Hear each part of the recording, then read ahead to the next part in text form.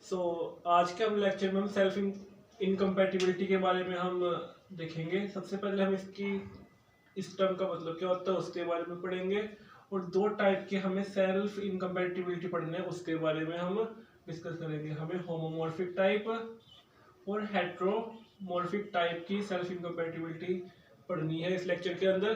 तो एक एक करके एक एक टॉपिक को लिखते हैं। सबसे पहले सेल्फ इनकम्पैटिबिलिटी का मतलब समझते हैं कि सेल्फ इनकम्पैटिबिलिटी होता क्या है। तो सेल्फ इनकम्पैटिबिलिटी असल में प्लांट के अंदर एक ऐसी चीज होती है कि हमें पता है कि पोलन ग्रेन्स जब वाइबल सीड्स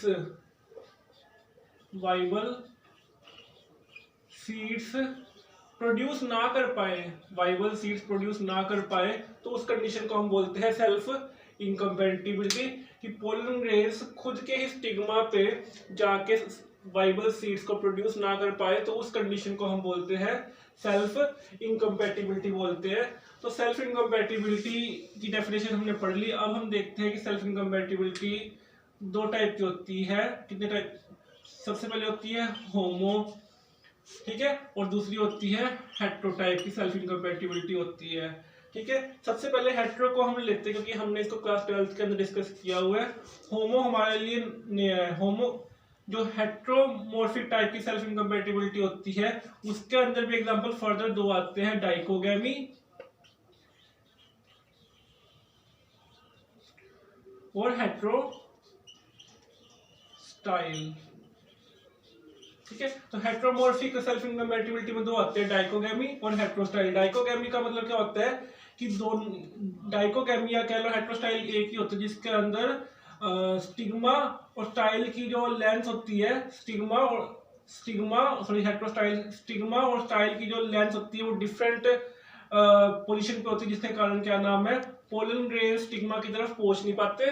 तो इस कारण क्या नाम है, उनके अंदर सेल्फ इनकम्पैटिबिलिटी देखने को मिलती है। दूसरा वर्ड जो हमने पढ़ा डाइकोगेमी, इसमें भी फर्दर दो कंडीशन आती है, प्रोटोएंड्री और प्रोटोगाइनी।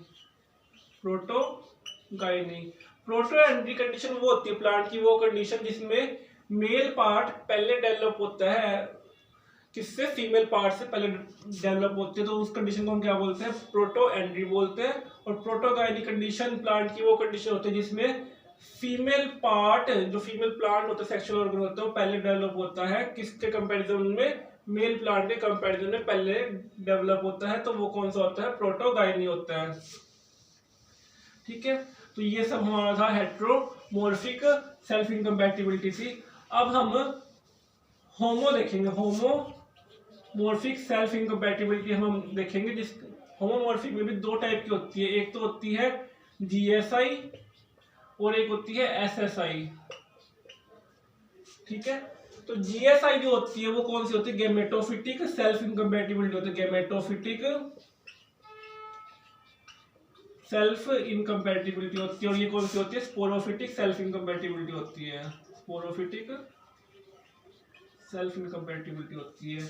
अब हमें ये याद, जो गैमेटोफिटिक सेल्फ इनकम्पैटिबिलिटी होती है वो क्या नाम है, पोलन ग्रेन्स पे डिपेंड होती है। पोलन ग्रेन्स पे उसकी जो सेल्फ इनकम्पैटिबिलिटी होती है वो पोलन ग्रेन्स पर डिपेंड होती है। स्पोरोफिटिक जो सेल्फ इनकम्पैटिबिलिटी होती है वो पिस्टिल पे डिपेंड होती है, वो पिस्टिल पे उसकी जो सेल्फ इनकम्पैटिबिलिटी होती है वो पिस्टिल पे डिपेंड होती है। ठीक है, फिर हमें पता है पिस्टिल जो होता है वो फीमेल पार्ट होता है फ्लावर के अंदर, उसको हम बोलते हैं पिस्टिल बोलते हैं। अब एक एक करके हमें अब आगे का कंसेप्ट समझने के लिए हमें एक छोटा सा कंसेप्ट और समझना पड़ेगा, कुछ बेसिक सा लेकर हम चलते हैं कि जो सेल्फ इनकम्पैटिबिलिटी होती है प्लांट के अंदर वो एस जीन उसको क्या नाम है, डिनोट करता है, जिसके 4 एलील होते हैं हमारे पास, S1, S2, S3 और S4।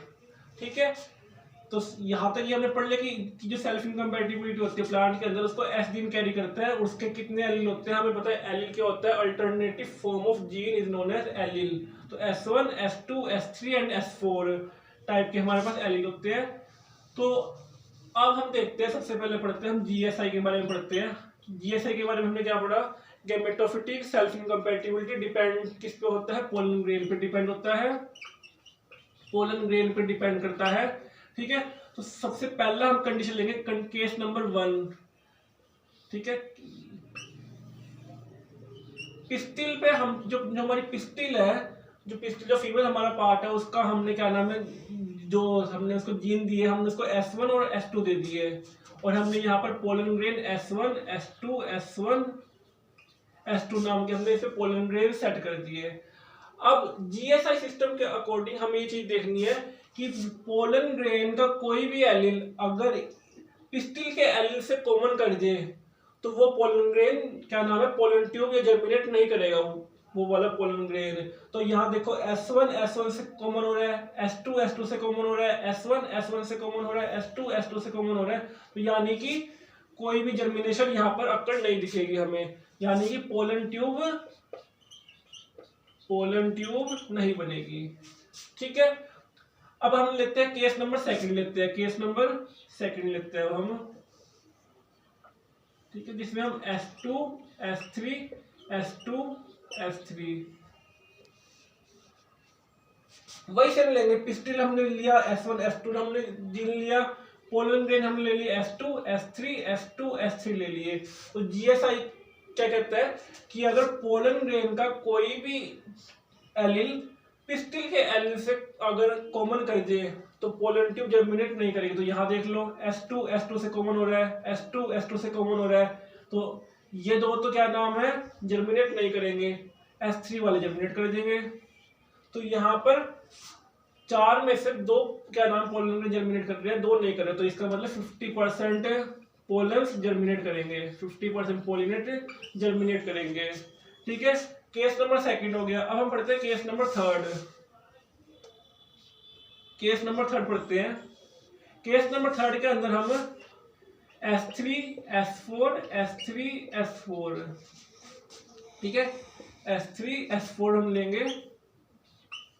ठीक है, यही सेम S1 S2, यहाँ पर कोई कॉमन दिख रहा है S3, यहाँ पर S1 S4 S1 S2, यहाँ में कोई भी कॉमन नहीं दिख रहा। तो यहाँ पर सारे के सारे क्या नाम है, पोलन ट्यूब जर्मिनेट हो जाएंगे, यानी कि 100% यहाँ पर हमें पोलिनेशन देखने को मिलेगा, या कह लो पोलन ग्रेन्स जर्मिनेट यहाँ पर 100% होंगे, 100%। ये हो गया GSI सिस्टम। अब इसके बाद हम देखेंगे SSI सिस्टम।